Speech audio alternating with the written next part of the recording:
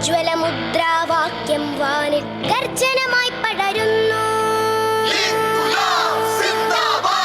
മുഷ്ടി ചുരുട്ടും ജനകോടികളുടെ ഉജ്ജ്വല മുദ്രാവാക്യം വാനിൽ ഗർജനമായി പടരുന്നു. ഹിമവത്സാനുവിൽ നിന്നു തുടങ്ങി കന്യാകുമാരി വരെ ഈ കരയിൽ ചെങ്കൊടിയാഞ്ഞു പറക്കുന്നു, ചെങ്കടലാത്തു വിളിക്കുന്നു. ഹിമവത്സാനുവിൽ നിന്നു തുടങ്ങി കന്യാകുമാരി വരെ ഈ കരയിൽ ചെങ്കൊടിയാഞ്ഞു പറക്കുന്നു, ചെങ്കടലാത്തു വിളിക്കുന്നു.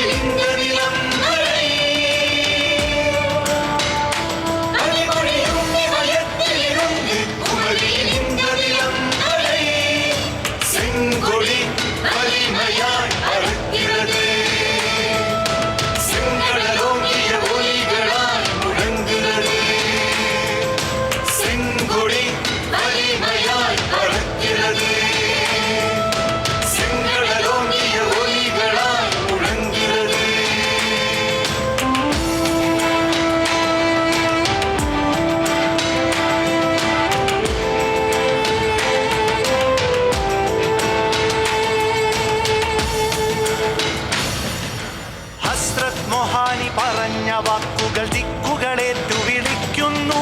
കൃഷ്ണപിള്ള തുടർന്ന വാക്കുകൾ കൃത്തുകൾ കൈമാറിയിടുന്നു.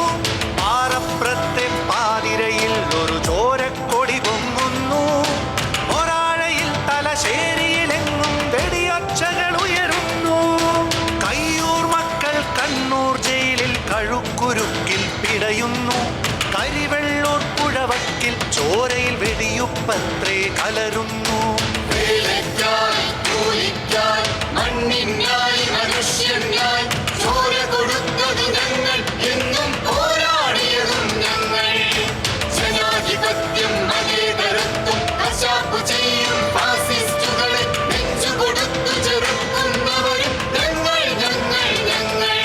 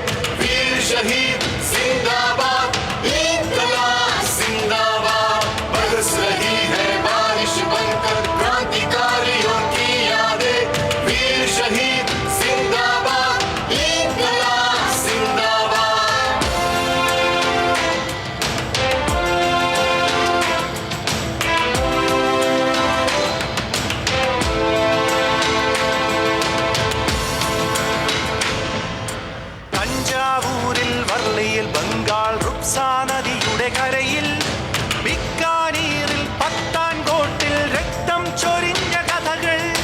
മതവും വംശീയതയും ഉയർത്തി കൊലകൾ തുടരും കാലം. പൊതുമുതലാകെ കട്ടുമുടിച്ചു കുളന്തോണ്ടുന്നൊരു നേരം. തൊഴിലാളികളുടെ അവകാശത്തിൻ ചുടുനിണ സമരപഥത്തിൽ ഉയരുകയാണിത് അരിവാൾ ചുറ്റിക പതിഞ്ഞ ചെങ്കൊടി എങ്ങും. മണ്ണിനായി മനുഷ്യനായി ചോര കൊടുത്തത് ഞങ്ങൾ, എന്നും പോരാടിയതും ഞങ്ങൾ. ജനാധിപത്യം മതേതരത്വം കശാപ്പു ചെയ്യും ഫാസിസ്റ്റുകളെ നെഞ്ചുകൊടുത്തു ചെറുക്കും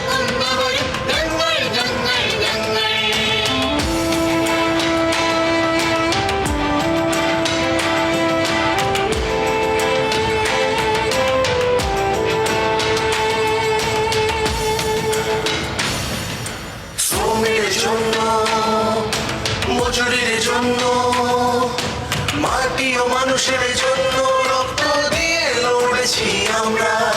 শ্রমের জন্য, মজুরির জন্য, মাটি ও মানুষের জন্য রক্ত দিয়ে লড়েছি আমরা।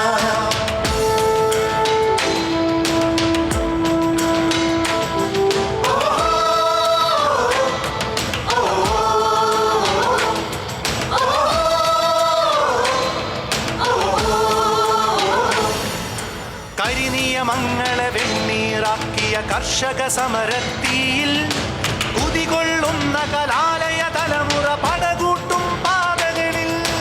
പുന്നപ്രയിൽ വയലാറിൽ വീണു മരിച്ചവർ വന്നു വിളിക്കുന്നു. വീരതലങ്കാനയിൽ നിന്നും ധീരന്മാരുടെ പോർവിളികൾ. ഇന്ത്യയെ ഒന്നായി മുന്നിൽ നയിക്കാൻ ഒരു പ്രസ്ഥാനം മാത്രം. നവയുഗ ഇന്ത്യ വളർത്തിയെടുക്കാൻ ഉയരും ചെങ്കൊടി മാത്രം. വേലയ്ക്കായി, കൂലിക്കായി, മണ്ണിനായി, മനുഷ്യനായി ചോര കൊടുത്തത് ഞങ്ങൾ, എന്നും പോരാടിയതും ഞങ്ങൾ. ജനാധിപത്യം മതേതരത്വം കശാപ്പ് ചെയ്യും ഫാസിസ്റ്റുകളെ നെഞ്ചുകൊടുത്തു ചെറുക്കുന്നവരും ഞങ്ങൾ ഞങ്ങൾ ഞങ്ങൾ. കന്യാകുമാരി വരെ ഈ കരയിൽ ചെങ്കൊടി ആഞ്ഞു പറക്കുന്നു. ചെങ്കടലാർത്തു വിളിക്കുന്നു. വേലയ്ക്കായി, കൂലിക്കായി, മണ്ണിനായി, മനുഷ്യനായി ചോര കൊടുത്തത് ഞങ്ങൾ, എന്നും പോരാടിയതും ഞങ്ങൾ. ജനാധിപത്യം മതേതരത്വം കശാപ്പ് ചെയ്യും ഫാസിസ്റ്റുകളെ നെഞ്ചുകൊടുത്തു ചെറുക്കുന്നവരും ഞങ്ങൾ. Dear comrades and friends, I formally declare the 23rd Party Congress of the CPIM open, and we begin our inaugural session at the moment. 10:30 is the time we had given. So I propose Comrade Manik Sarkar to be the president of this inaugural session, and he will take over as the president and conduct the business for this inaugural session.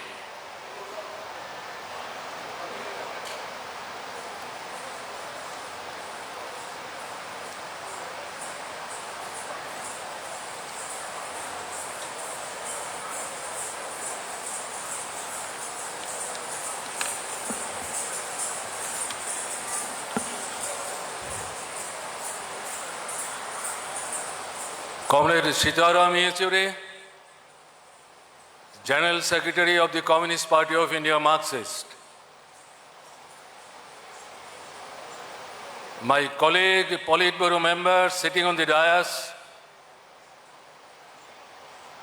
our invited guest, Comrade D. Raja, General Secretary CPI, he is also sitting on the dais. Delegates, observers, invited honored guests, friends and well-wisher of our party, Communist Party of India, Marxist. With this, I now read before you the Martyrs' Resolution. The 23rd Congress of the Communist Party of India, Marxist, 𝑺𝒉𝒂𝒓𝒆, 𝒖𝒊𝒅𝒆𝒏𝒕, Haq Muhammad and Dhiraj Rajendran, who were killed by Congress hoodlums, and Abdul Rahman, who was murdered by Muslim League hooligans in Kerala. Tapas Sutradhar,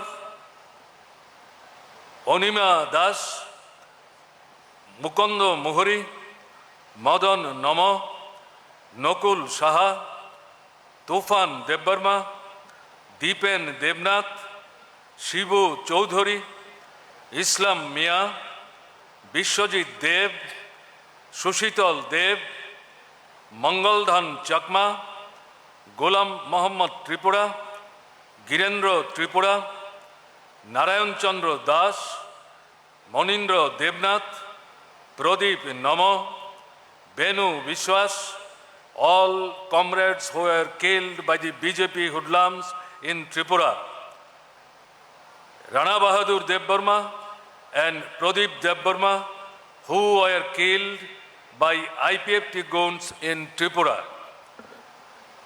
Moidul Islam Midda by the police, Somen Kundo by criminals associated with the TMC, Haizul Mandal, Debu Das, Usha Das, Taimur Gyan, Opu Manna, Joggeshwar Ghosh, Vishnu Tudu, Maibul Hek, Ramzan Mia, Muzaffar Ahmed, Lutful Haq, Nityagopal Bala, Mir Hakarat Ali, Ajoy Mandal, Khet Mazur, S.K. Kamrul, Tanmay Santra, Raju Haldar, Nizmul Karim, Nizamuddin Mandal, Surjakanto Hembram, Babulal Biswas, Saifur Rahman, P.R. Ali Mullah, Dev Kumar Bhuiya, Guruchand Rai, Rafiq Alam, Kasmat Sheikh, Kader Mandal, Kakoli Khetrapal, Badal Sheikh, and Sumal Kundu, all of whom were killed by Trinamool Congress gangsters in West Bengal. Jesuit priest and activist Stan Swami from Jharkhand, who died in custody. The Communist Party of India Marxist will always cherish the memory of these martyrs. It pledges to continue the fight to fulfill their unfinished task. Let us stand silent for some time.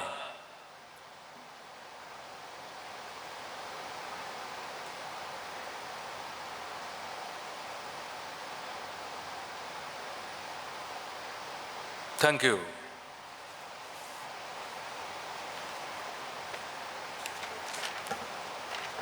Now, I read the Condolence Resolution. Members and former members of the Central Committee, the 23rd Congress of the Communist Party of India Marxist pays homage to the memory of Nirupam Sen, a former member of the Politburo and an outstanding leader of the party. He died on December 24, 2018, after a prolonged illness at the age of 72. Beginning his political life as a student activist, Nirupam Sen joined the party in 1964 and played an active role in various struggles of the peasantry and the working class in Burdwan. He played a key role in expanding the party in Burdwan district, where he served as the secretary of the district committee from 1989 to 1995. He was elected to the West Bengal State Committee in 1985 and to the Central Committee in 1998 and to the Politburo in 2008. He was the Industry and Commerce Minister in the Left-Front government for 2 terms. Nirupam Sen was an articulate exponent of Marxism and wrote extensively for party papers. 𝒂𝒊𝒂𝒂𝒍, a former member of the Politburo and a special invitee to the Central Committee of the party, he died on May 16, 2020. He was 73 years old. 𝒂𝒊𝒂𝒂𝒍 joined the party in 1970.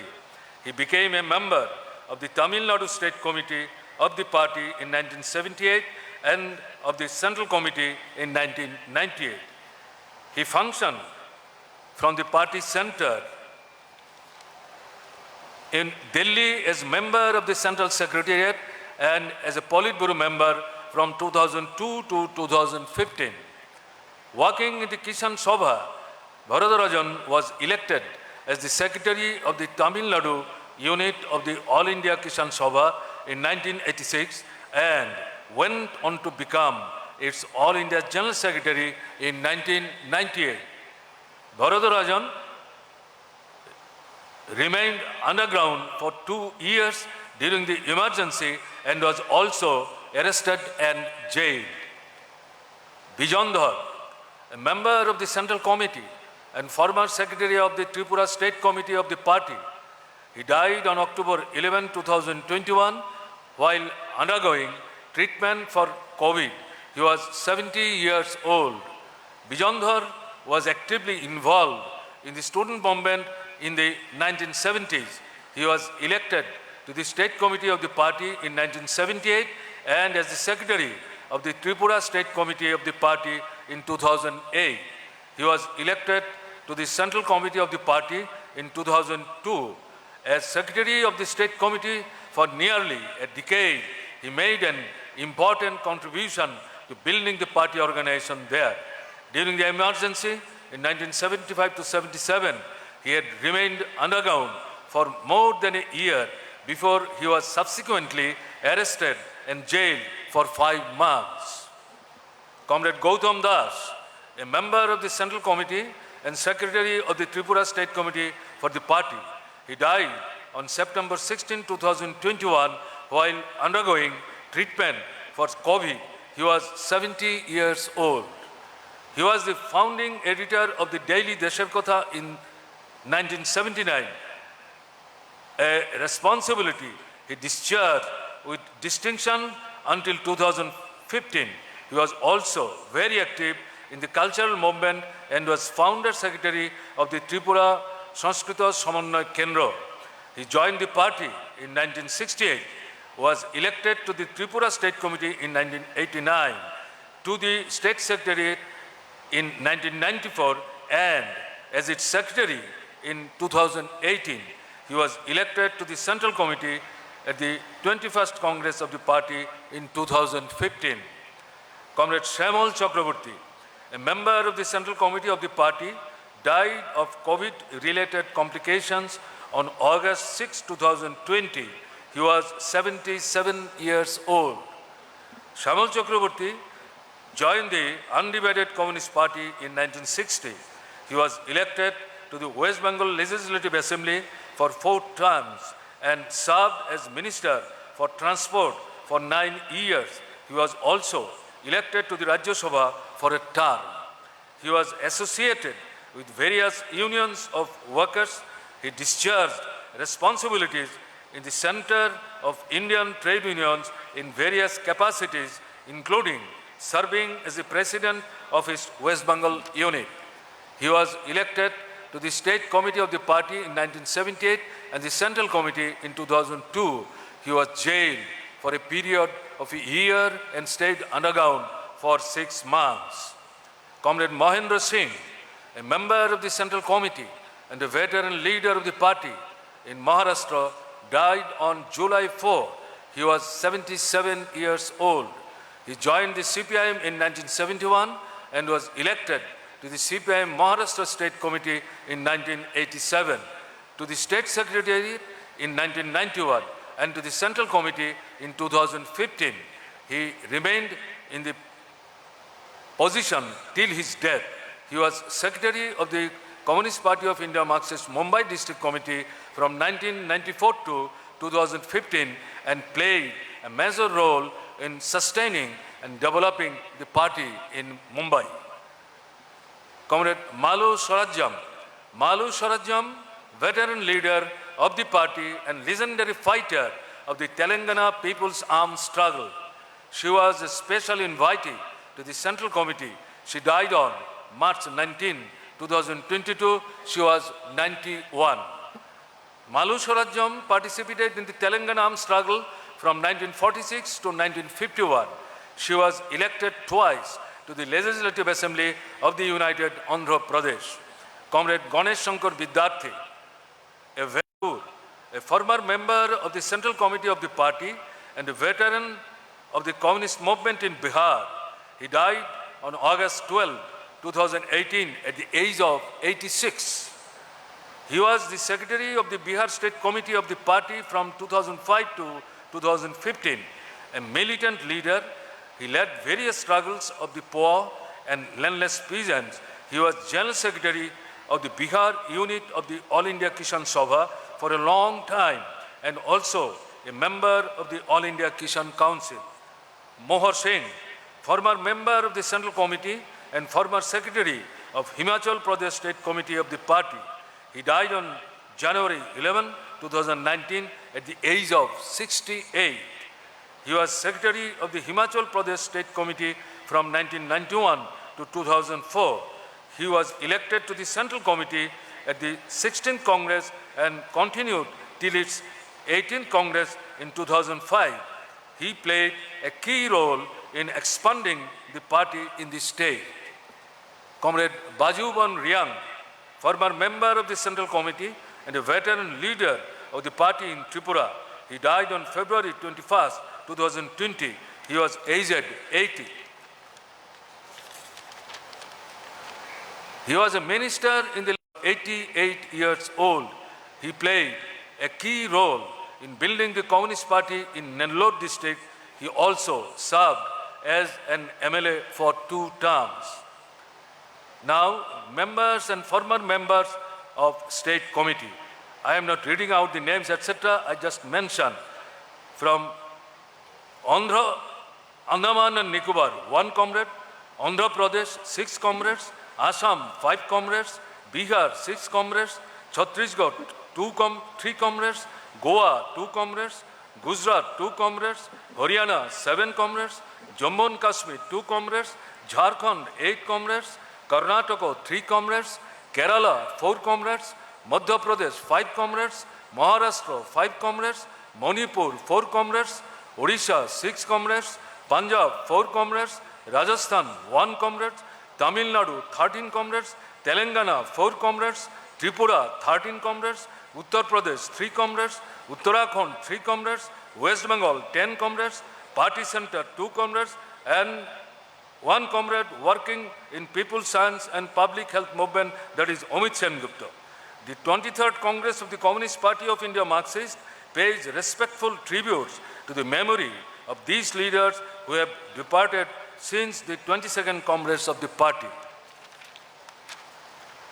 At the national level, the 23rd Congress pays homage to Comrade Gurudas Dasgupta, veteran leader of the Communist Party of India and prominent trade union leader. Aizaz Ahmed, well-known Marxist theoretician and intellectual. Samir Amin, renowned Marxist thinker. Ashok Mitra, prominent economist and former minister in the West Bengal Left-Front government. Somnath Chatterjee, former speaker, eminent parliamentarian. K.R. Gauri Amma, former minister and politician. M. Karunanidhi, veteran of the Dravidian movement, DMK president, former chief minister.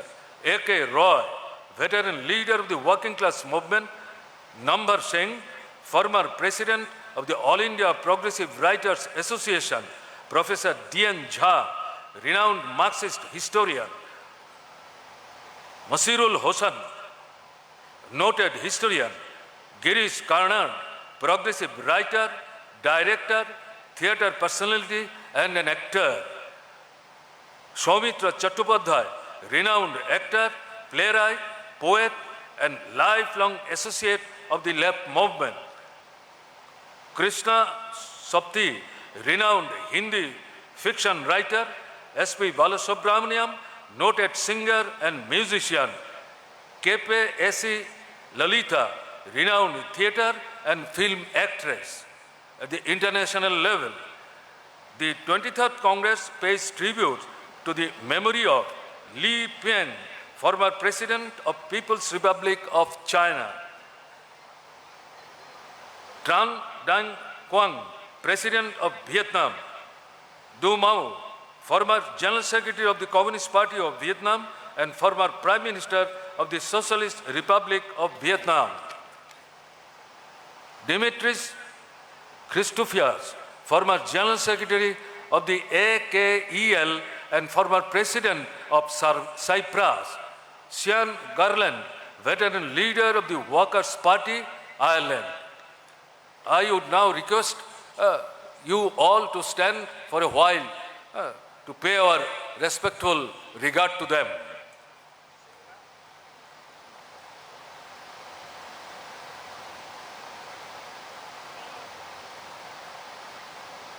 Thank you.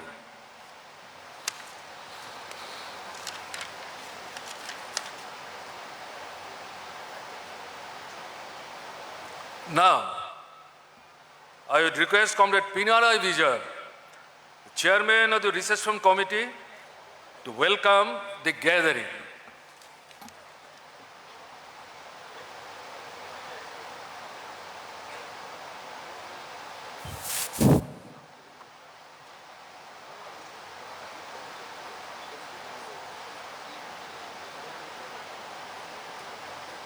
Dear comrades, today the 23rd Party Congress of the Communist Party of India Marxist is opening here at Kannur.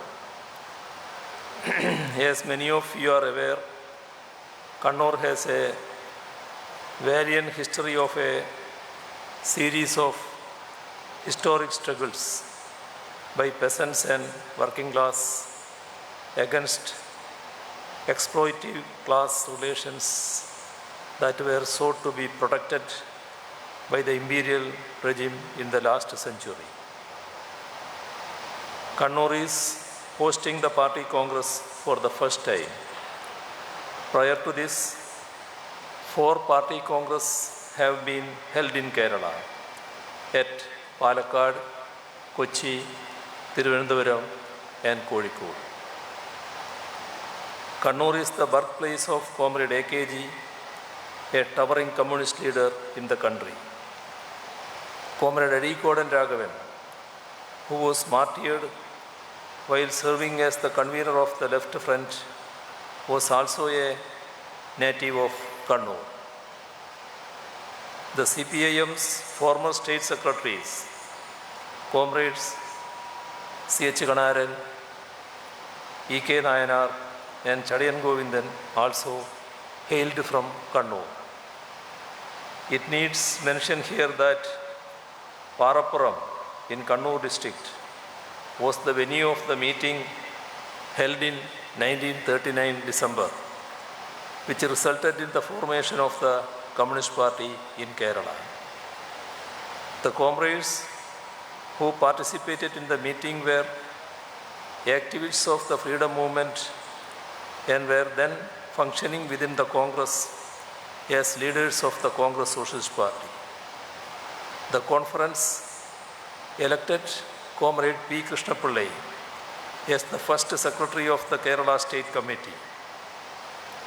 Krishna Pillai is a legendary figure, and the name comrade in Malayalam, Sakhav, is associated with his name.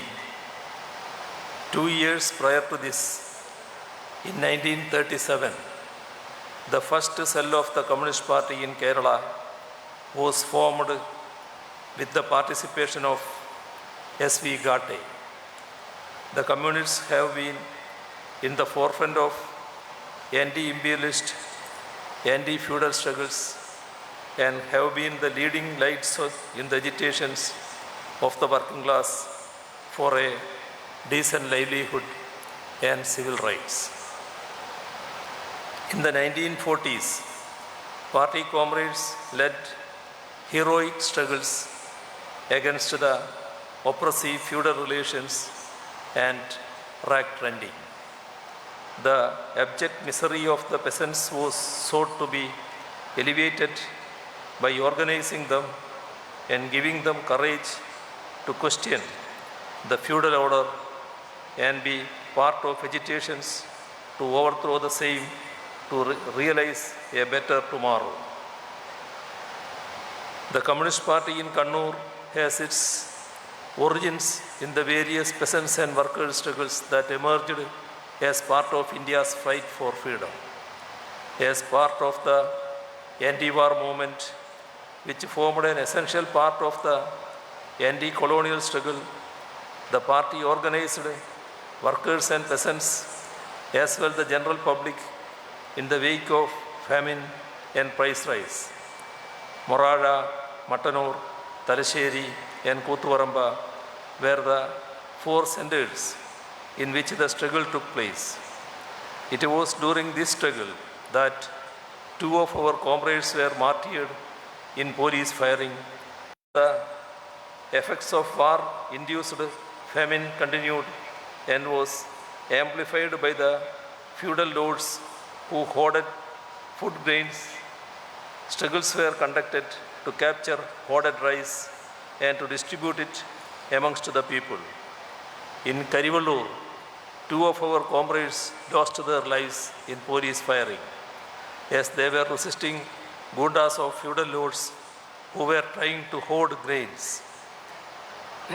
In Kavambai, police fired at a meeting of farmers and 5 comrades lost their lives. In this period, several struggles took place in Muniyangunna, Tillangeri, Korom, Padikun and so on too. Even in independent India, the party had to wage struggles to secure the rights of the toiling masses. Under the leadership of the party, 1948 in Unchiyam and 1949 in Shuranad, resulting in the martyrdom of many comrades. Besides the founders of our movement, comrades P. Krishnapillai, A.K. Gopalan and EMS have been the leading lights in fighting against discrimination imposed on people based on caste and creed. In the agitation for temple entry, our leaders faced severe attacks from the agents of Western interests who represented the outdated social order. Krishnapillai's and AKG's role in Guruvayur Satyagraha, which aimed for temple entry for the oppressed castes, and the lead taken by EMS against discriminatory practices followed by the rigid caste system, took the Renaissance movement far ahead and paved the way for progressive thinking and innovative legislations in the future. At the dawn of independence, the Congress party, which came to power, conveniently sidestepped the nationalist slogan of linguistic organization of states in Kerala, in India. The communists championed this cause in Kerala and other parts of the country. Since the latter half 1940s, the demand for Aikya Keralam was articulated in the book Keralam Malayaliകളുടെ Mathrubhumi, authored by Comrade EMS. Party was in the forefront of this movement in several states. In the Travancore region, Communist Party led the movement against the American model of the Divan, C.P. Ramaswamy Iyer. The Punnapravailar struggle, led by kayar workers in Alappuzha under the guidance of the Communist Party, put paid to the anti-national ambitions of the Divan and the princely rule. During 1948-1952, our comrades had to face severe state repression and many had to go underground and organize the party. Despite attempts to suppress the movement, our popular support grew. This was because of the organic link our leaders developed with the masses, comprising agriculture workers and other sections of toiling masses. Eventually, we formed the government in Kerala on our own in 1957. The democratically elected communist government was sworn in on April 5th and could last for 28 months till it was dismissed by misusing Article 356 of the Indian Constitution. The undemocratic and anti-federal act of the centre evoked countrywide protests. The vested interests in Kerala joined hands based on caste and communal politics against progressive measures initiated by the communist government in land relations and refused to abide by the central fiat to break the strike of central government employees in 1968 by deploying paramilitary forces.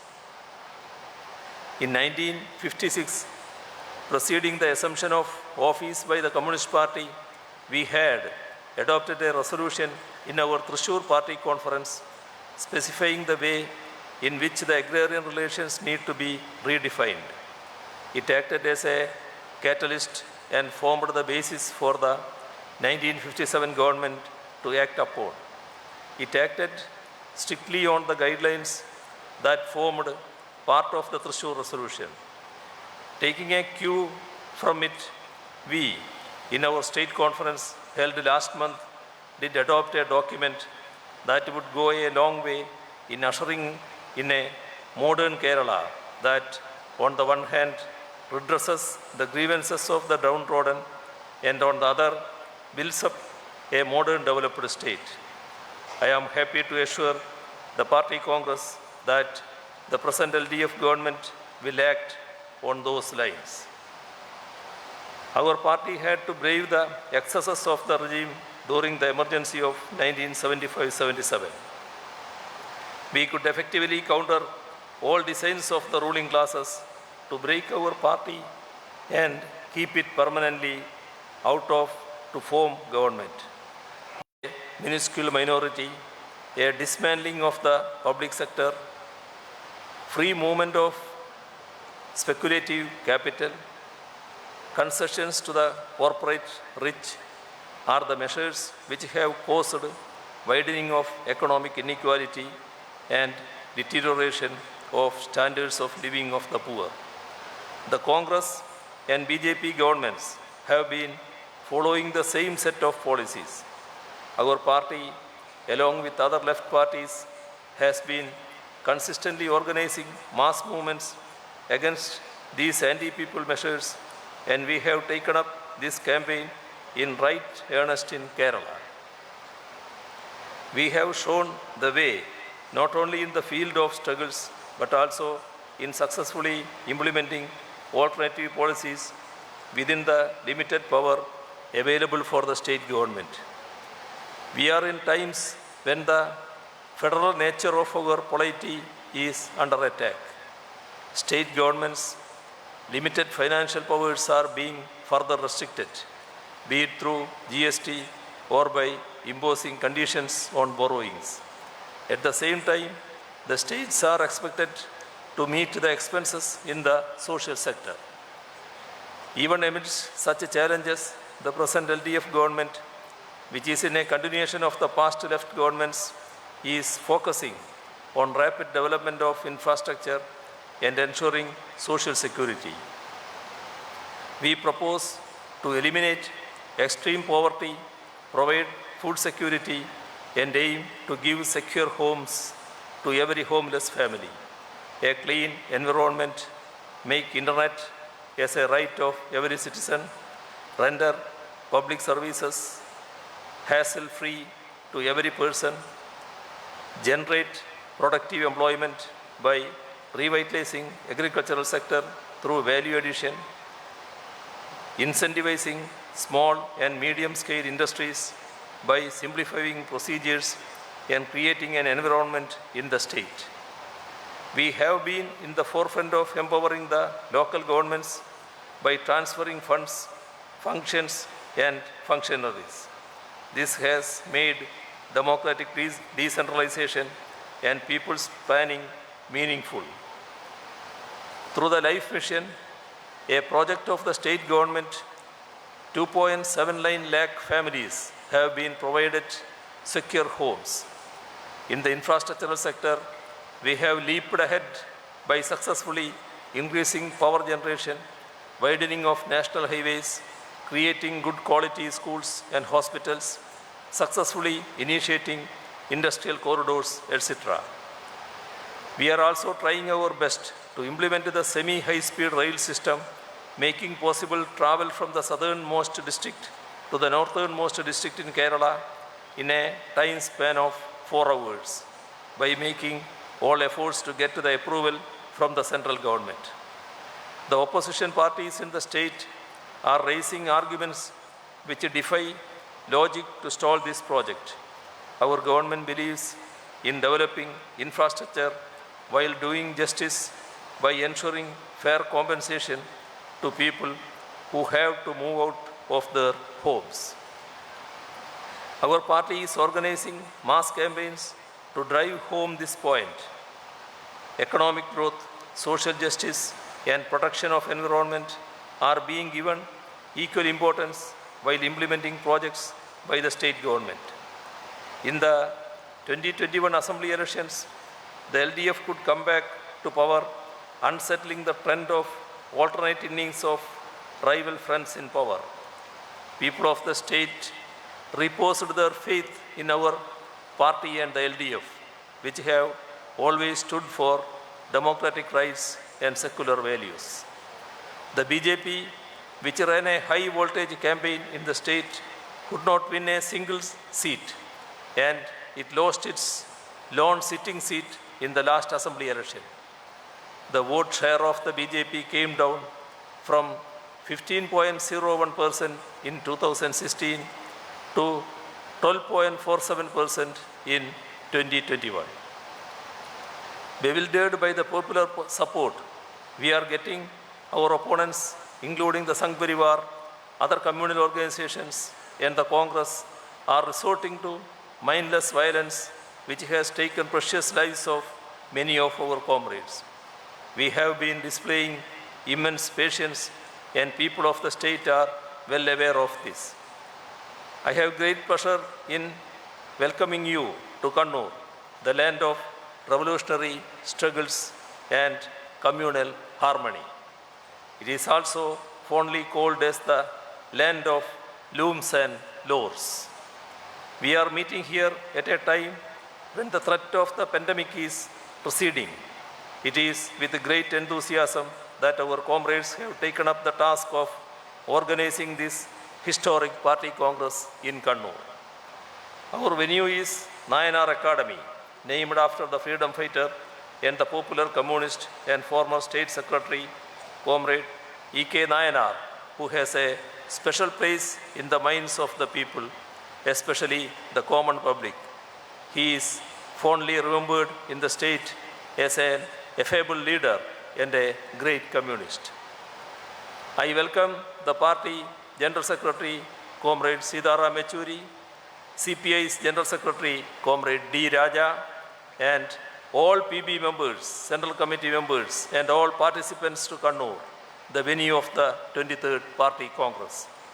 Our nation is now in an important juncture, so our party congress is keenly watched by the political observers. I wish you a pleasant and comfortable stay and participation in discussions which will give shape to our party's policies in the coming. The CPI, all the members of the Politburo here on the dais, members of the Central Committee, esteemed guests, delegates, and observers to the 23rd Party Congress. My dear comrades and friends, it gives me a great pleasure to thank you all for accepting our invitation. I am joining this inaugural session of this 23rd Congress of the Communist Party of India, Marxist. We are gratified at the presence of eminent public figures, distinguished veteran leaders of the communist movement, and leaders of various contingents of the people's struggles. I wish to thank Comrade D. Raja for his physical presence here to greet our Congress. Comrades 𝒂𝒊𝒅𝒄𝒄 𝑣𝒆𝒍𝒑, General Secretary, All India Forward Bloc. Comrade Manoj Bhattacharya, General Secretary, Revolutionary Socialist Party. Comrade Dipankar Bhattacharya, General Secretary of the CPIML Liberation. For Pinarayi, from whose name our Chief Minister, our Politburo member, our leader draws his name, village, hosted the first Communist Party conference in Kerala. The legends of the communist movement, Comrade P. Krishna Pilla, Comrade A.M.S. Namboodiripad, Comrade A.K. Gopalan, and many others were delegates to this conference. With Comrade P. Krishna Pilla as the secretary, the Communist Party started functioning initially from a place called Chirakkal in Kannur, braving intense repression, often having to work from underground, particularly when the party was banned. These dedicated comrades carried forward the revolutionary struggles, laying the foundation for the communist movement in Kerala and for the communist movement, in that sense contributing to the communist movement in India. The anticipatory vision of the communists, their dedicated struggles earned the confidence to make the Kerala communist movement a formidable outpost for the Indian revolutionary movement. The organizing committee for this Congress has compiled this rich history, revolutionary history of Kannur, in a small booklet called Kannur, the Red Land. That is being circulated to all of you, and I only appeal to all of you to just read it so that we can draw the necessary inspiration for galvanizing the party in today's conditions. And in the challenges that we face in today's conditions, it's most appropriate that this 23rd Party Congress is being held here in Kannur, and we are determined to draw the inspiration from this land in order to strengthen the Communist Party and the Communist movement in the country, which is of vital importance. Dear comrades and friends, for more than 4 years since the last Party Congress, or during these 4 years, it was exactly in April 2018 that we last met. For more than 2 of these 4 years, the world has been plagued, including India, by the COVID pandemic. This has wreaked havoc, disrupting the lives of millions of people. Even before this pandemic, and the conditions in India at the same time have also demonstrated that where in the year 2020 alone, the total wealth of the world billionaires grew by $10.2 trillion, while the people were suffering from the various issues that I pointed out. And in India, the top 10 people, 10 individuals, during the course of the pandemic, have grown their wealth to hold 57% of our country's wealth, as opposed to the share of the bottom 50% of our people, who actually have a share of only 13% of the wealth. This is predatory capitalism at its worst that we are seeing. Now, in this quest to control the government so that these predatory policies can be followed, the market political rightward shift is taking place in every country. This rightward shift in politics is to ensure governments that will promote neoliberal policies and at the same time disrupt the growing unity of the working people in struggles against this double whammy attack of the pandemic and the economic recession. And this disruption, the political right seeks through appealing to emotional passions, fostering divisive appeals, promoting racism, xenophobia, religious sectarianism, fundamentalism, parochialism, and in the Indian context, communalism. This rightward shift is to sustain this neoliberal order, at the same time to ensure that the unity of the working people in struggles does not reach levels where it can threaten the rule of capital itself. And that has to be prevented. This political rightward shift is the answer of the ruling classes. But this is being resisted. You have countervailing forces that have actually resisted and advanced. And the most classic case, inspiring case, is that in Latin America, where you have, in many countries, the left democratic and progressive forces, a combination of them, electorally defeating the political right and forming the governments there. As a digression from the written text, I can mention Chile. 50 years ago, when my generation was growing up, was the centerpiece of the launching of neoliberalism with the ouster of the Allende government and the Pinochet dictatorship that would come in by US imperialism. Now in that Chile, 50 years later, you have a democratically elected, left-oriented government with 3 members of the Communist Party of Chile holding very, very important positions. Yes, where people have united and fought, this can be resisted, and that has been demonstrated through the Latin American experience and also in some parts of the Europe, where in your Scandinavian countries, you have defeated the political, they have defeated the political right. But in this process, the quest for global hegemony by US imperialism continues to aggravate. In the post-COVID situation, this quest for global hegemony is sought to be directed to ensure that no country or no force can actually challenge US imperialism. And in that, the main target of US imperialism today is China.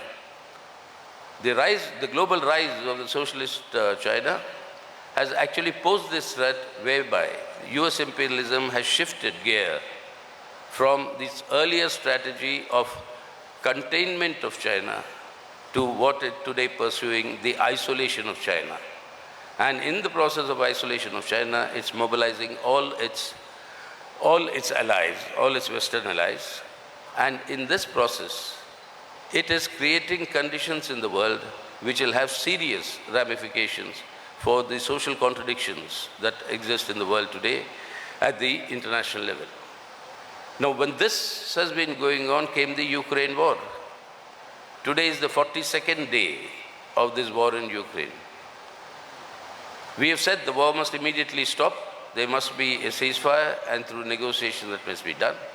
But we must realize that this is a war actually between Russia and US and NATO. And Ukraine is the theater where this war is being waged. And this has been caused by the relentless expansion of NATO, which should not have existed after the Soviet Union's disintegration. Expansion of NATO to the Russia's borders, where they have 175,000 combat troops stationed on Russia's borders. All Eastern European countries have become NATO members except Ukraine and Georgia. This effort to make Ukraine a member of the NATO and pose the threat is the provocation for this war. And whatever this provocation, but the war must end. This must be ensured that there is no eastward expansion of NATO any longer. And this must be ensured, but at the current moment, the war continues to rage on. But the actual culprit behind this is the quest for global hegemony by US imperialism, which is the reason for NATO's expansion. Now, in this context, while this war has set in, many more developments that will have international ramifications, along with the US imperialism's thrust for strengthening its hegemony. In this context, the role of India has come into focus, with India consistently abstaining on all anti-Russia resolutions in the United Nations. During the last 7 years, particularly, there's been a trend happening earlier, but during these last 7 years, under this BJP rule, India was taken to a position where its status as a subordinate junior ally of US imperialism was cemented. We've joined imperialist alliances, imperialist military arrangements, and with lots of treaties, India became a junior partner of US imperialism. But with the war in Ukraine, the futility of taking up this sort of a direction in India's foreign policy of becoming an appendage to US imperialism, that futility has been thoroughly exposed.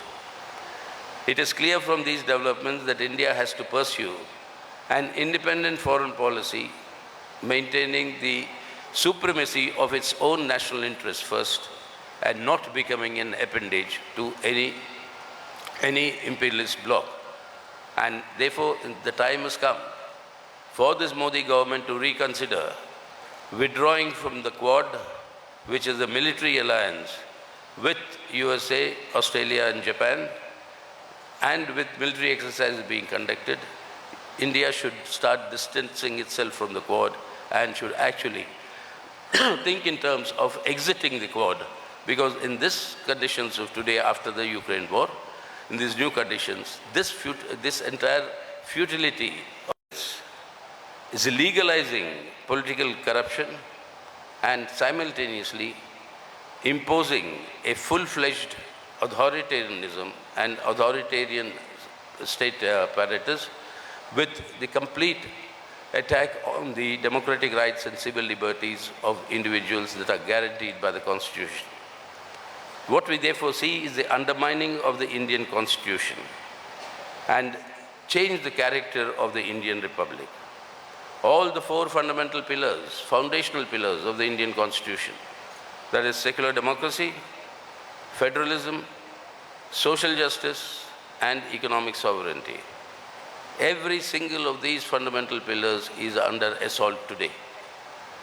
The implementation of the fascistic RSS agenda of their Hindutva Rashtra requires a unitary state structure, which is completely contradictory to the federal state structure that is given in our Indian Constitution. So, to achieve this objective,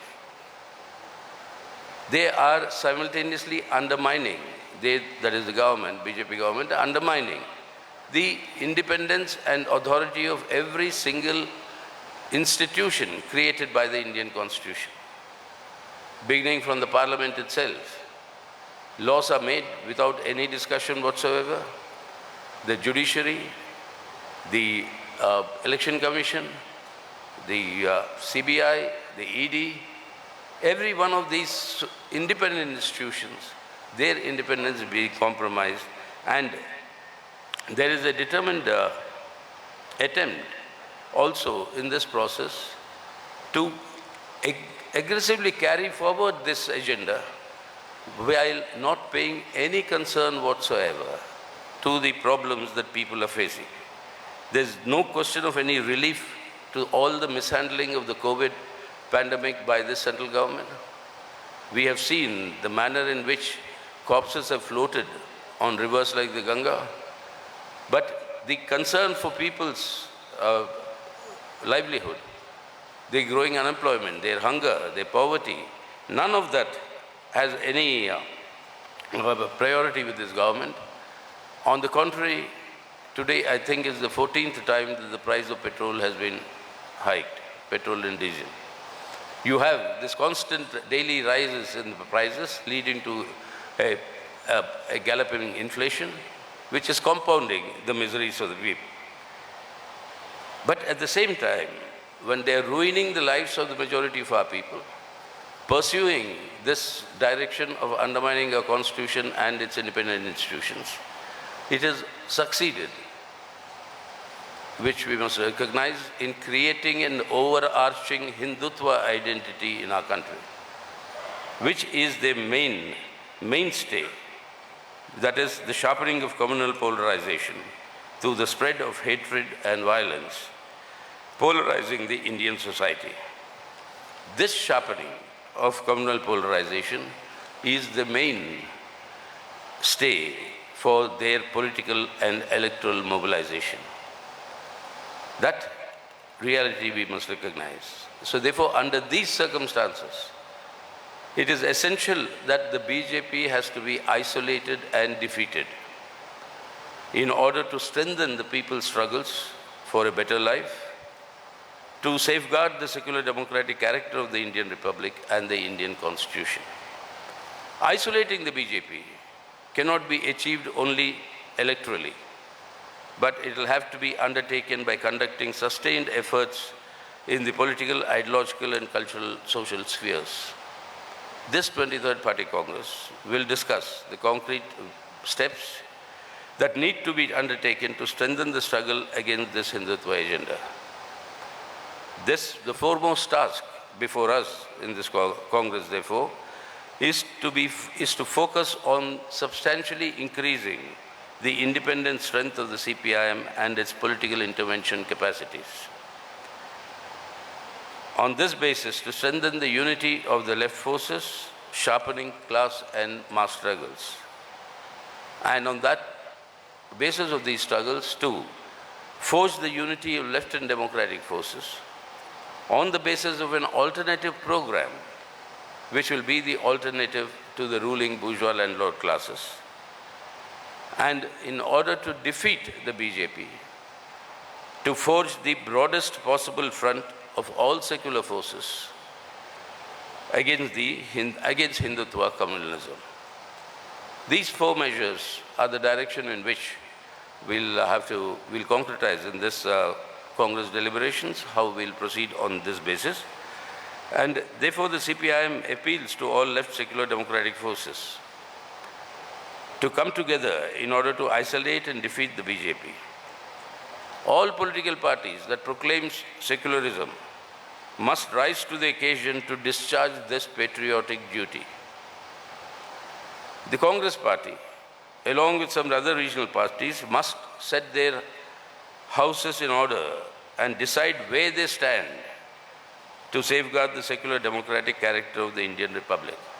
See, with the world today acclaiming Kerala's high-ranking human development indices, and this achievement has been on the basis of these principles of upholding secularism, respecting equality, and with a pro-people policy alternative. The CPIM shall resolve to strengthen the efforts for building a strong Communist Party, stronger left unity, and forging of a left democratic front.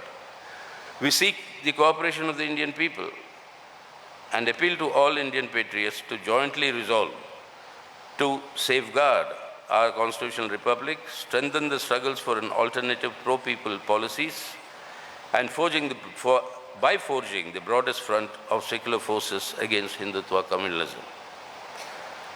Comrades and friends, we are meeting on a day 32 years ago. We lost one of our veteran communists, one of our Navaratnas, Comrade B.T. Randive. On this day, 32 years ago, we recollect his memory, his contributions to the revolutionary cause, and the inspiration continues to remain in order to advance. Along with all the martyrs that we have remembered today, all the martyrs of the past that Comrade Reception Committee Chairman Pinarayi Vijayan's speech referred to, and along with all those who have sacrificed to create a better India, we are determined as the CPIM to carry forward this struggle. Finally, solidarity to all of you to strengthen the political alternative in your countries while we shall strive to strengthen it in our country, because the future, the one only future that human civilization can ever have is that of socialism, and we shall march towards that socialism, strengthening ourselves. So that is the message we want to convey to these parties, and I thank you all for coming and joining us in this inaugural session. My red salutes to all of you.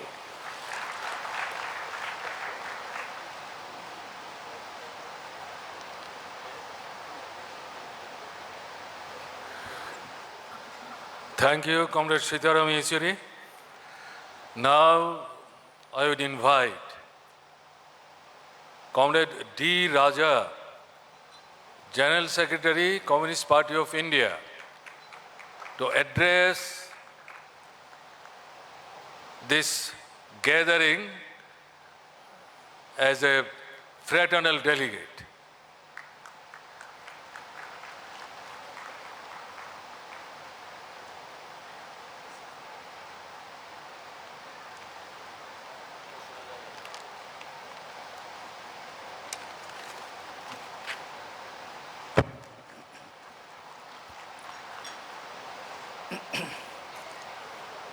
Comrade Sitaram Yechuri,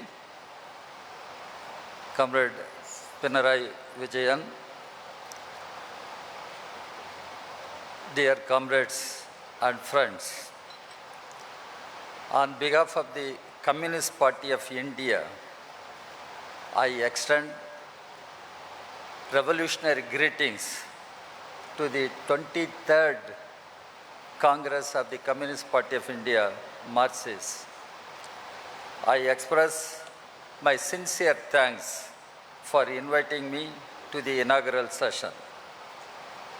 Dear comrades, the 23rd Congress of the CPM is taking place in Kerala, which made history for democratically electing a communist government 6 decades back in 1957.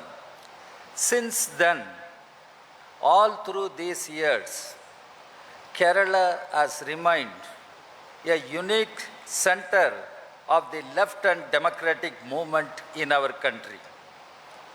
The preeminence that Kerala achieved on this score is based on the innumerable struggles and movements launched by the people, which immensely contributed to the freedom movement, and subsequently during the post-independent period for creating an alternative communist-led model of government, which is people-centric. Dear comrades, your Congress is taking place at a critical time when the country is facing unprecedented attacks from the right-wing forces on the very fundamentals of our Indian Republic. However, the future is not bleak as the masses, workers, farmers, women, youth, students, and all other sections of the working people are in no mood to take the anti-people divisive moves lying low. They are out on the streets to safeguard their hard-earned rights.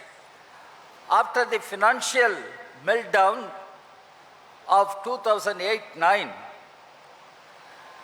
the rise of right-wing authoritarianism became a global phenomenon as neoliberal, pro-corporate forces captured power in many parts of the world. Those forces are bent upon destroying the progressive, inclusive, and scientific achievements of the humanity.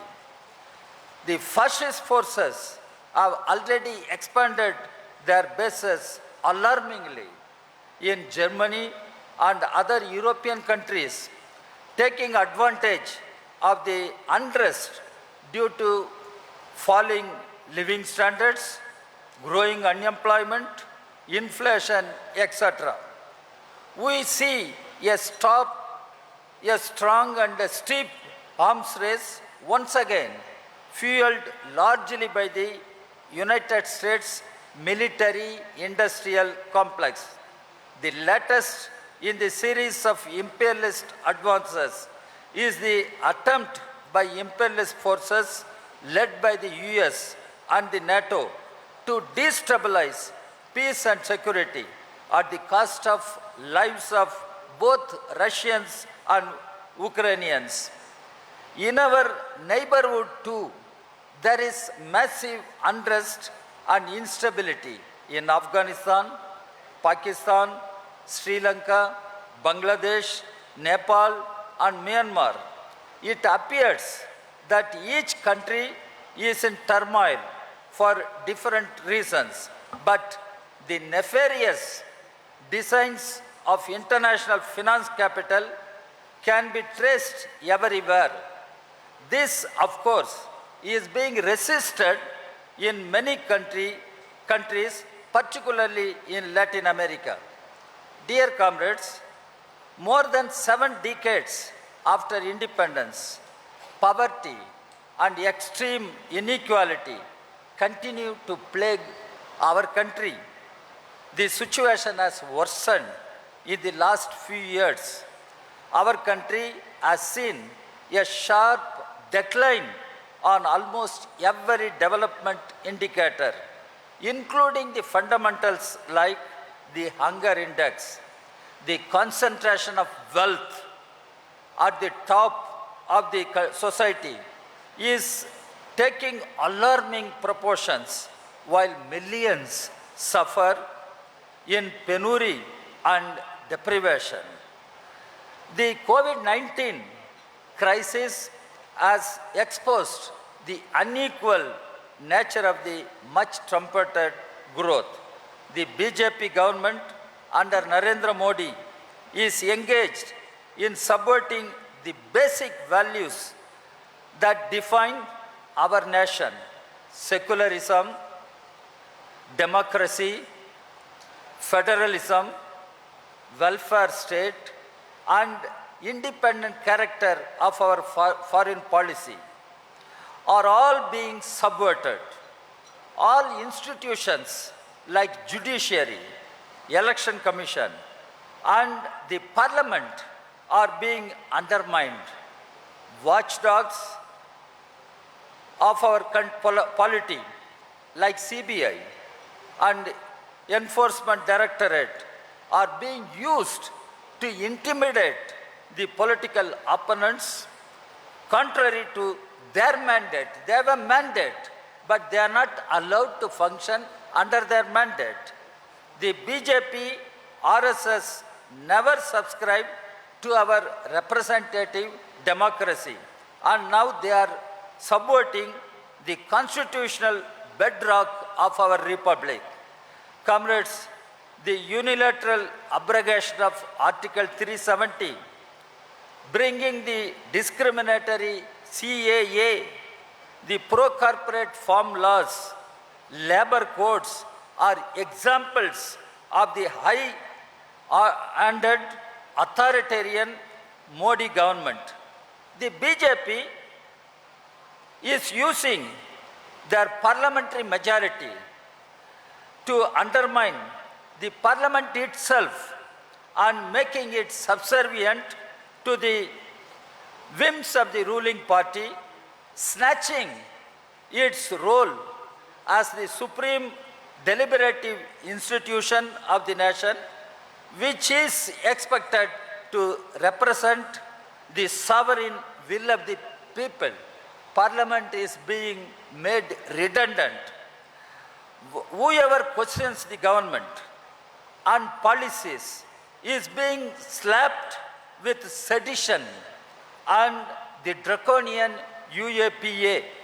Those who look at the functioning of the government critically are dubbed as anti-nationals and terrorists with the help of a compliant media. Activists working in the activists and intellectuals working for the marginalized disastrous impacts of demonetization and GST continue to hurdle any prospect of economic recovery. The public sector, which mitigated the economic disaster in 2008 and made the country self-reliant, is being privatized. Latest are the plans to sell away railways, LIC, and public sector banks.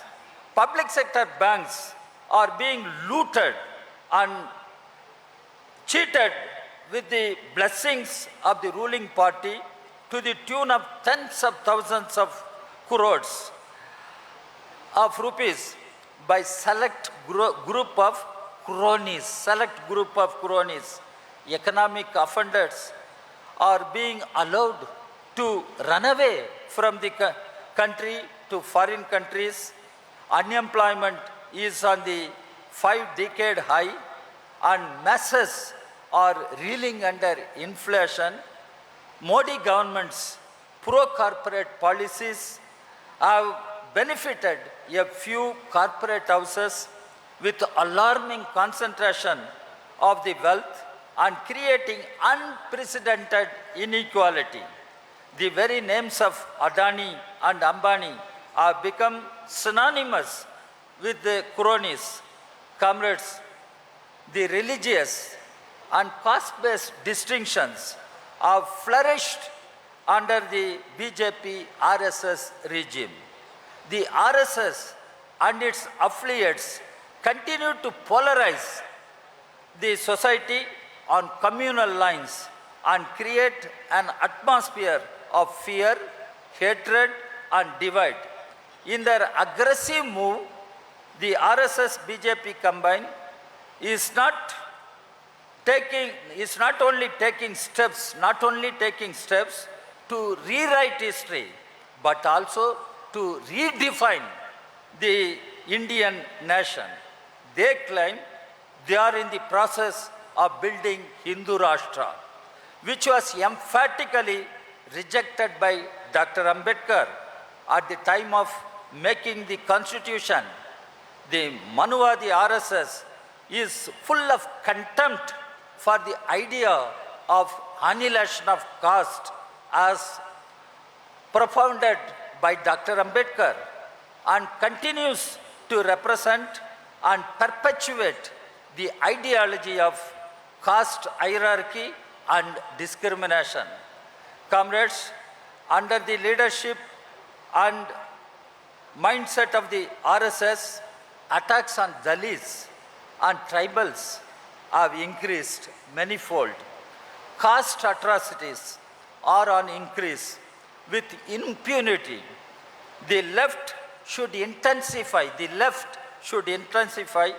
the struggles, mobilizing the anti-caste forces. Comrades, similarly, the institution of patriarchy is getting strengthened under the same Manuvadi agenda, which looks at women, our women, as inferior beings and belittle their effort to achieve equality and justice. While fighting against the BJP RSS combine uncompromisingly, our struggle should include gender issues. Comrades like Geeta Mukherjee and others struggled for women's reservation and representation and gender equality. It is on us now, today, it is on us now to carry forward the baton forward. Comrades, we should be aware of the communist movement in India is almost a century old now. Almost century old. And now it remains an important contributor, conscious keeper in shaping and changing the political course in our country. We should remain conscious of our historical role in shaping the agenda for the country. From fighting the British imperialists to the inequalities of Indian society, today the communists who have been and remain at the forefront gave every popular movement a progressive ideological agenda. During these 100 years or so, Indian society has undergone major churnings, and our future programs should be based on the constantly evolving political situation around us. Comrades, while applying Marxism to Indian conditions, communists have to intensify the struggle on the issues of caste, class, and patriarchy. Revolution in India is to intensify the class struggle against all forms of exploitations and enslavements for social justice, equality, and socialism. Comrades, we the communists should build popular movements on the issues such as education, healthcare, employment, and housing to the people, particularly for the toiling people. Recently, in an interview to media agency, the Prime Minister called communism is a dangerous ideology. He made that comment, communism is a dangerous ideology. To which I replied, yes, Mr. Modi, we are dangerous to the communal ideology of RSS. Yes, we are dangerous to the communal ideology of RSS. We are dangerous to your divisive agenda.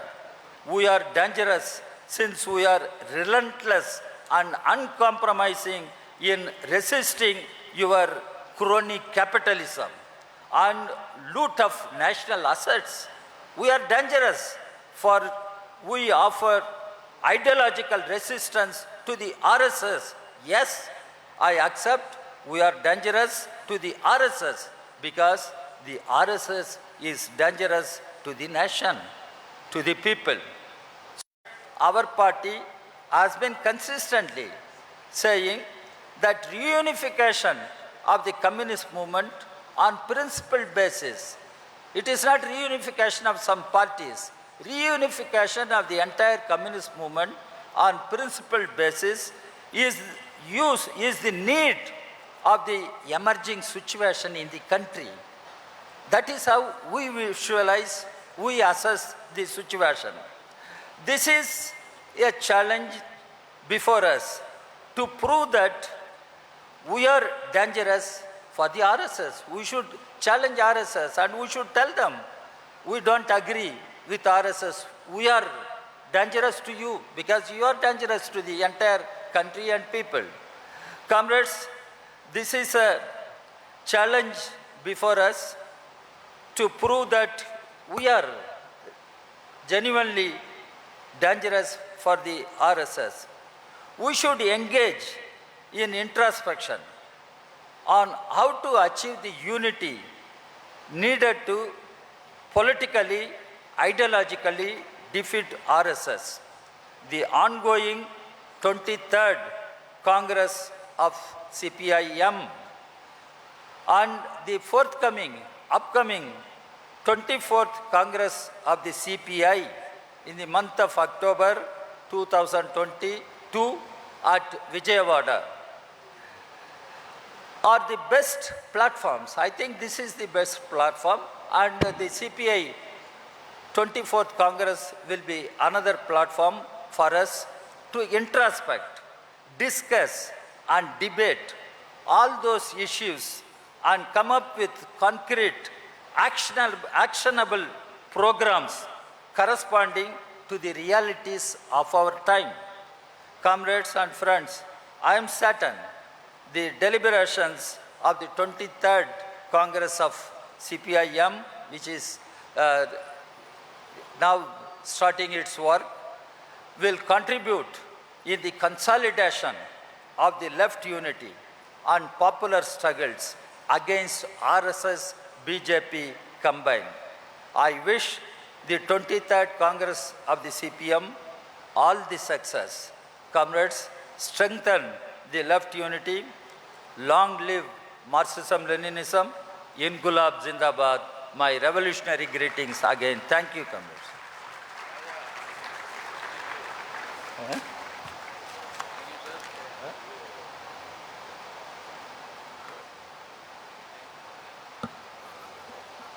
I am extending thanks to Comrade D. Raja for delivering his fraternal speech.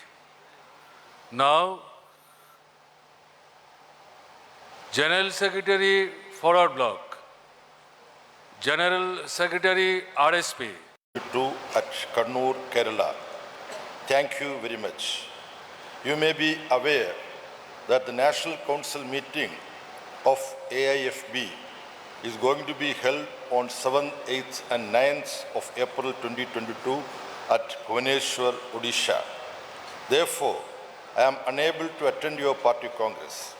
Kindly excuse me for this inconvenience. However, I wish all success to your party congress. This important 23rd Congress of CPIM is being held at a time when our country is confronting serious socio-political and economic crisis due to the anti-people policies of the Modi government. The Modi government is undermining the time-tested. Will also discuss the crisis being faced by the left parties of the country in the contemporary period. We are relentlessly organizing mass movements of the farmers, working people, youth, students, women, and other marginalized people. But our organizations are unable to translate these people's resentments into popular votes during elections. A concerted effort is needed to examine the lacunae in our movements, and we should adopt collective measures to rectify our shortcomings. Once again, I wish all success to you and warm communist greetings to all of you and wish your deliberations all success. I am thankful to Comrade Sitaram Yechury for inviting me to this inaugural session. But unfortunately, as the dates of your Congress clash with our Central Committee meeting in Ranchi, I am therefore sending this written message to greet your Congress. As you assemble for your 23rd Congress in the shadow of a prolonged pandemic, we are witnessing yet another war in Europe. Putin has declared independent Ukraine a mistake of Lenin and is threatening to undo it by bombing the second largest former Soviet republic out of existence. The war on Ukraine has been on for more than a month now and has already killed thousands of civilians and forced millions to flee for safety.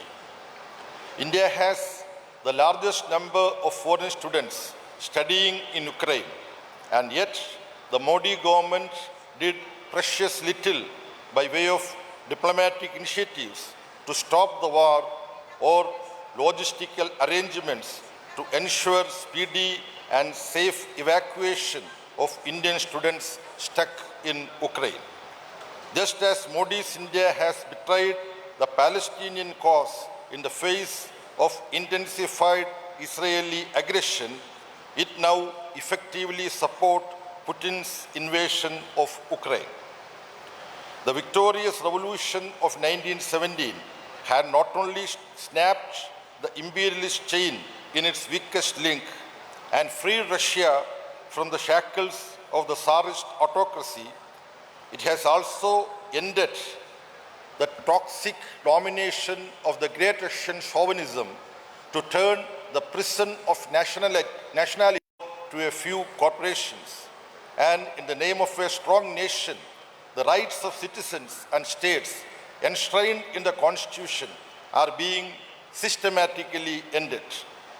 Dissent is being incriminated and silenced, and rational, progressive voices are being relentlessly stifled in the academia, media, and cultural sphere. If the pandemic emboldened the Modi government to seek opportunities in the crisis, the 75th anniversary of India's independence has come as an opportune moment and platform to hijack many of India's freedom movement leaders and rewrite the history of India's freedom movement and the very meaning of independence from the Hindutva point of view. Clearly, modern India has never faced such a severe and sustained assault on the diversity that defines India and the basic democratic framework that has sustained India's unity and advance, however retarded till now. The weak institutional framework of Indian democracy is crumbling in the face of this fascist offensive. This reminds us of the warnings that Dr. Ambedkar had sounded at the time of the adoption of India's constitution. He had described the constitution as a top dressing of democracy on a soil that is essentially anti-democratic. And 7 decades later, we see that topsoil cracking up. We have now clearly reached a stage of fascist aggression where democracy has to be rescued and defended by all means. Even as the institutions have proved to be weak and deficient, the people of India have sensed the danger and are coming out repeatedly on the streets in unprecedented struggles. The Shaheen Bag movement for equal citizenship. Students will be celebrating its century 3 years later. During the freedom movement and for much of India's early post-independence decades, the RSS remained weak, isolated, and hugely discredited. But today, from the vantage position of power at the center and in most of India's states, and thanks to its growing penetration in most of India's institutions, it thinks it has reached a now or never moment to redesign and redefine India according to its Hindu supremacist and anti-democratic agenda and outlook. The onus is on Indian communists and other progressive forces to foil this RSS design. The freedom movement had given us a radical legacy, much of which was never really fulfilled, and the rest is being sought to be destroyed and reversed now. It gave us a secular and inclusive national identity that respected differences and diversity and made us part of the international anti-imperialist, anti-colonial, anti-fascist awakening and socialist dream that inspired the 20th century. It gave us the Kisan Manifesto for abolition of landlordism and freedom from debt, the clarion call of caste annihilation and social equality, the economic vision of using the country's resources for the welfare of the people.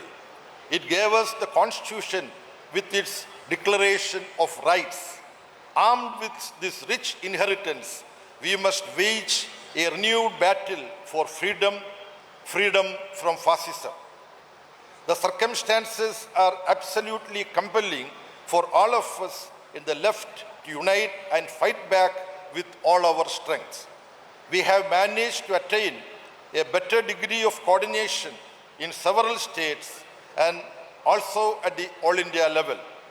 We have been together in securing impressive electoral victories in Bihar.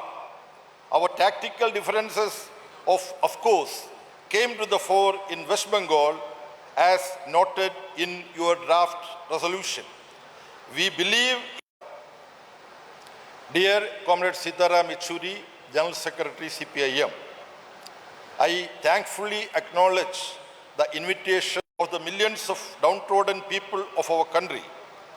We must have to combat the unabated anti-people aggression of the present NDA government at the center and most of the state governments.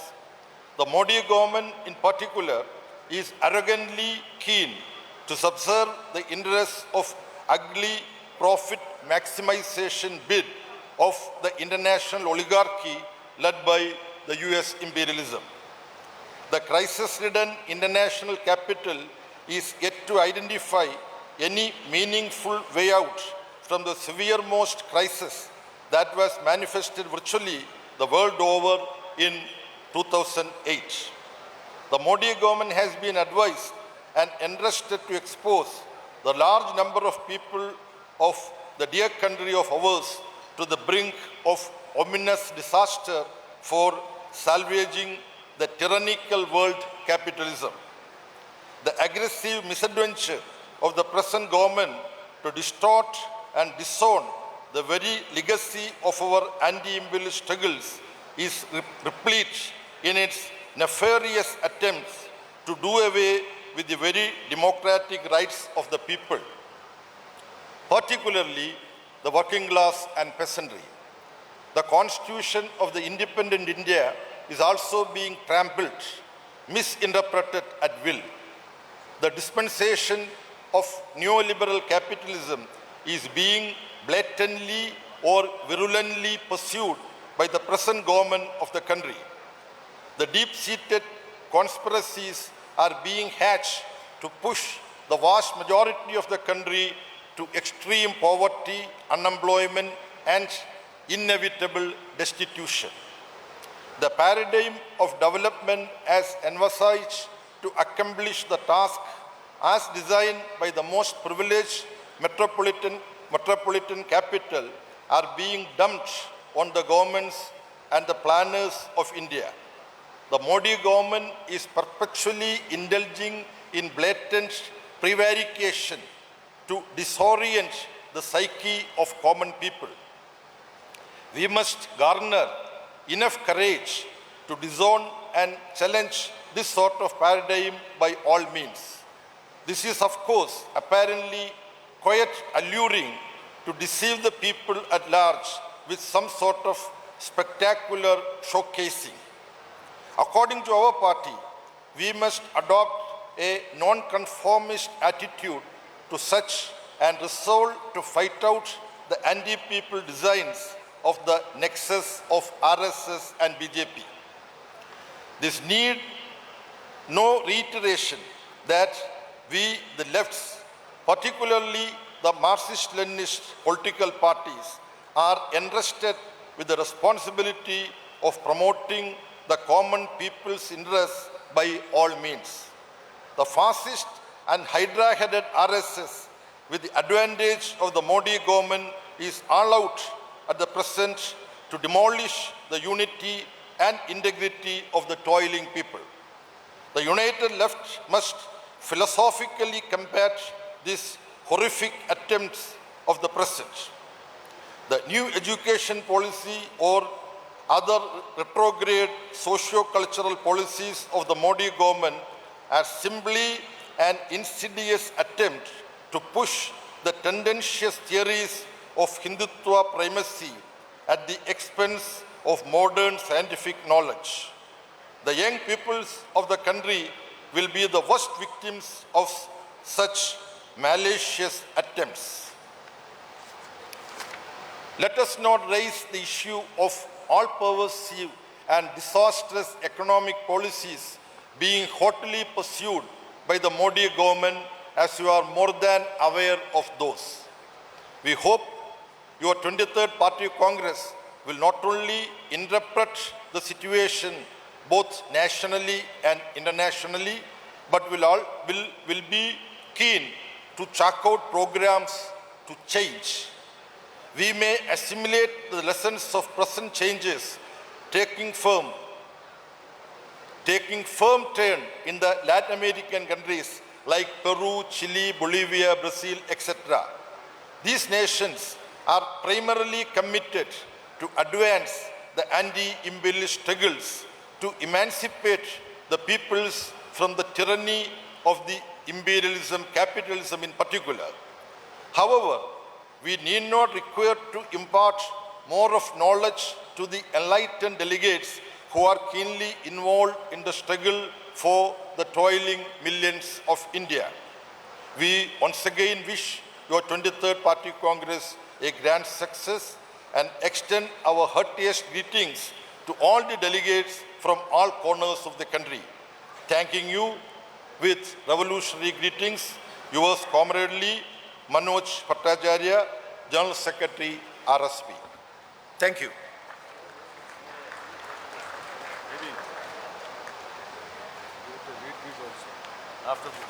After your speech. No. Even before that. I have not gone through this. Even once.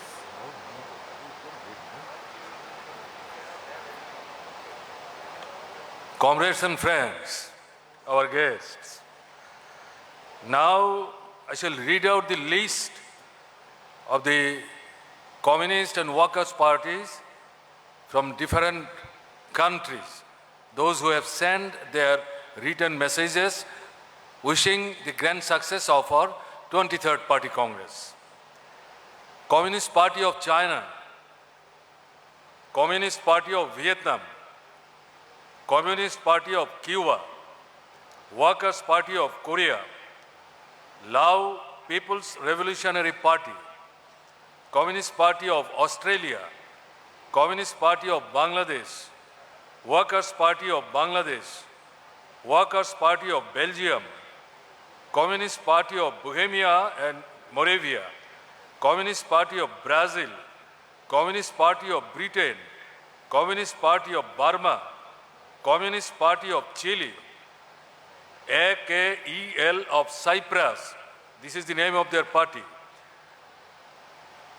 Galician People's Union, German Communist Party, Die Linke, Germany, Communist Party of Greece, Tudeh Party of Iran, Iraqi Communist Party, Communist Party of Ireland, Workers' Party of Ireland, Italian Communist Party, Japanese Communist Party, Communist Party of Nepal, UML, Communist Party of Nepal, United Socialist, Communist Party of Pakistan, Palestinian Communist Party, Communist Party of Russian Federation, Communist Party of the Peoples of Spain, PCPE, within bracket, People's Liberation Front, Sri Lanka, within bracket, 𝒉𝒂𝒏𝒕, Communist Party of Turkey, Communist Party of USA, Communist Party of Venezuela, South African Communist Party, Portuguese Communist Party.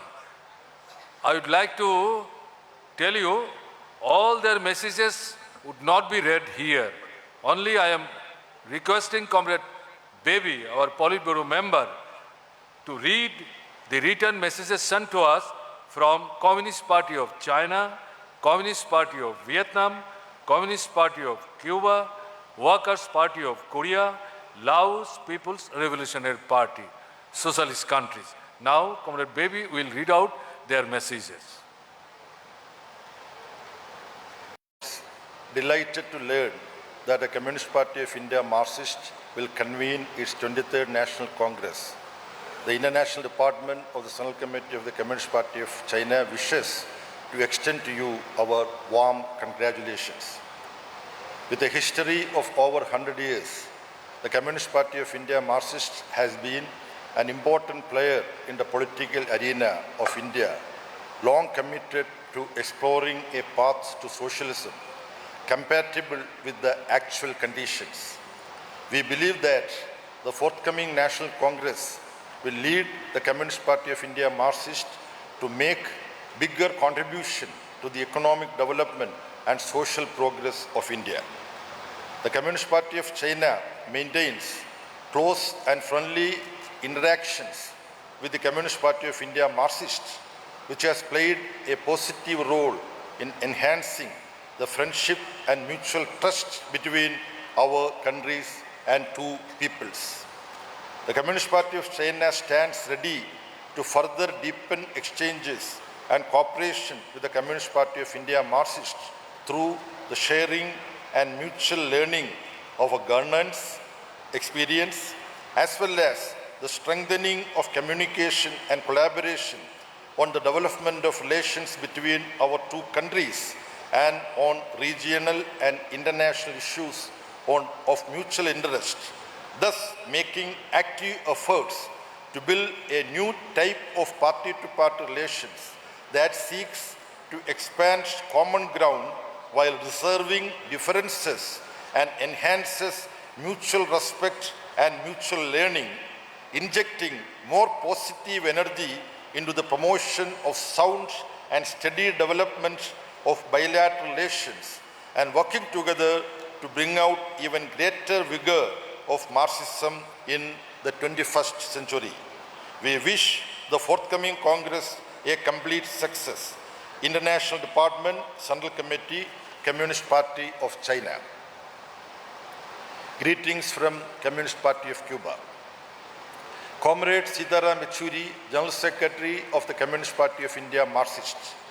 Dear 𝒉𝒂𝒂𝒍, on behalf of the Central Committee of the Communist Party of Cuba, kindly receive a fraternal greeting on the occasion of the celebration of the 23rd Congress of the Cpim. Cpim has always been at the forefront of the revolutionary struggle of the working class, defending the banners of socialism and proletarian internationalism. The Cuban people never forget the endearing and militant solidarity of the Cpim and the Indian people in the hardest moments of the special period and their permanent accompaniment to Cuba in the fight against the genocidal economic, commercial and financial blockade of the United States, intensified by the Trump administration and which is maintained opportunistically by the Biden administration, even in the midst of the complex circumstances imposed by the COVID-19 pandemic. Several generations of the CPM leaders have cultivated the excellent ties that unite our two parties and peoples, a fact that motivates us to transmit the special relationship to present and future generations. At present, Yankee imperialism and its allies use new ways and methods to manipulate reality and subvert the internal order of nations in favor of the interest of the ruling classes, with the aim of promoting their policies of regime change and domination at the global level. In the face of these realities, unity in the diversity of the communist parties, together with the workers and social movements, is the strategy of struggle for a better world, for truth, justice, solidarity, and in defense of the just and noble cause of the peoples against the hegemony of Yankee imperialism. As reaffirmed by the 8th Congress of the Communist Party of Cuba, we ratify to the leaders and militants of the CPIM that Cuba, its Communist Party, and our heroic people remain firm, resisting and actively confronting imperialist aggressions, sure of victory, following the legacy of Commander-in-Chief Fidel Castro Ruz, the teachings of Army General Raul Castro Ruz, and with the continuing generation headed by Comrade Miguel Diaz-Canel Bermudez, First Secretary of the Central Committee of the Communist Party of Cuba and President of the Republic, and dedicated to building an independent, sovereign, democratic, socialist, prosperous, and sustainable nation. We reiterate the will to continue to strengthen bilateral relations, political dialogue, and cooperation between our parties. We wish you all every success in the debates and deliberations of the Congress. Long live the friendship and solidarity between the Communist Party of Cuba and the CPIM. Central Committee, Communist Party of Cuba. Message of greetings from Workers' Party, Korea. The Central Committee of the Communist Workers' Party of Korea warmly congratulates the 23rd Congress of the Communist Party of India Marxist and extends comradely greetings to the whole members of your party through the Congress. We are sure that this Congress will be a significant occasion in the activities of your party to further strengthen your party and firmly consolidate mass foundation. We take this opportunity to sincerely wish you great success in your party Congress, expressing our conviction that traditional relations of friendship between our two parties would further strengthen and develop in future. Central Committee, Workers' Party of Korea. This is Lao People's Revolution, that the resolutions and documents that adopted by the Congress will be guidelines for your party's future movements in order to bring prosperity to the people of India and contribute significantly to the cause of building peace, friendship, and cooperation for development in the region and the world. We wish the 23rd Congress of the CPIM brilliant success. May the friendly relationship between the Lao People's Revolutionary Party and the Communist Party of India Marxist be further developed for the benefits of Lao and peoples of India. Message of greetings from Communist Party of Vietnam. Dear comrades, on the occasion of the 23rd Congress of the Communist Party of India Marxist, on behalf of the communists and the people of Vietnam, we would like to extend the warmest congratulations to the Congress and all members of the Communist Party of India Marxist. We are delighted to note that in the past years, Despite numerous difficulties and challenges, the Communist Party of India Marxist, CPIM, has always been consistent in Marxism-Leninism, pioneered in the struggle for the rights and interests of the Indian workers, peasants, and toiling masses, and championed the solidarity of the left Congress, thus solidly consolidating and promoting the party's position and influence in Indian political arena. May the solidarity, friendship, and cooperation between our two parties and the two peoples of Vietnam and India be further strengthened and vigorously developed. Wish the upcoming 23rd Congress of the Communist Party of India Marxist be crowned with fine success. Fraternal greetings, Central Committee, Communist Party of Vietnam. Thank you, comrades.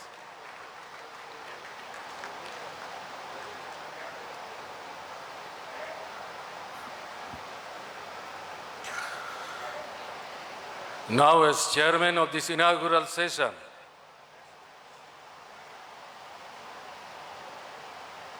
I would say a few words. I don't like to create further burden on you. You have been listening about 2 hours. This session is going on. Anyhow, please allow me to speak. Comrade Sitaram Yechuri, General Secretary of the Communist Party of India Marxist, Politburo member sitting on the dais, Chairman of the Organizing Committee, Comrade Pinarayi Vijayan, General Convener of the Organizing Committee, Comrade Kodiyari Balakrishnan, General Secretary, our fraternal party, Communist Party of India, Comrade D. Raja, honored guests, our delegates, observers, and friends. We are gathered here in Kannur for the 23rd Congress of the Communist Party of India Marxist. Kannur, in North Malabar, is the cradle of the communist movement in Kerala. We recall with pride that the first Communist Party martyrs in our history were the 4. The 23rd Party Congress is being held at a crucial juncture of our country. At no time since independence has the country faced such a severe challenge to the democratic secular order of our country. The BJP and the RSS, who are in state power, are working systematically to reshape the Indian Republic and install a Hindu Rashtra. There is an alliance between the Hindutva forces and corporates which supports the authoritarian regime at the center. The pursuit of the new liberal and pro-corporate policies have worsened the condition of the people. There is rampant unemployment, falling incomes, and rapidly widening inequalities. Hindutva facilitates this exploitation of the Indian people by creating communal polarization with its divisive agenda. Minorities are forced with relegation to second-class citizens of our country.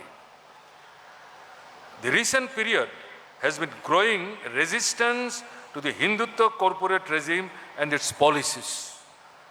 The anti-car movement, the historic Kishan struggle against the farm laws, the general strikes of the working class, the latest being the March 28-29 two-day strike, and other innumerable struggles show that the people are prepared to fight back to defend their rights and force the government to accept their legitimate demands. That is, the democratic movement of our country not only taking their defensive role, but at the same time, gradually, they have started taking offensive attitude. That is what I would like to mean. It is necessary to widen and intensify these united struggles of the working people while countering the assaults on secularism and federalism by the ruling party. The Communist Party of India Marxist and the left forces have been active in the struggles against the Hindutva corporate regime. The delegates who have come from all parts of India have been in the forefront of the struggles of the working class, peasantry, and other sections of the toiling masses and working people. The party Congress will deliberate and decide on the most appropriate tactical line to build the widest unity through struggles and movements, all the secular democratic forces to fight the BJP. From the chair, I would also like to declare the end of this inaugural session on the occasion of the 23rd Congress of the Communist Party of India Marxist here at Kannur. The delegate session in the afternoon will start sharp at 4 p.m. I would request the delegates and the observers, they should come before time. With this, I again declare the conclusion of the inaugural session. Thank you all. Dear comrades, lunch has been arranged in the dinner hall. Both South Indian and North Indian food is available there. Dinner has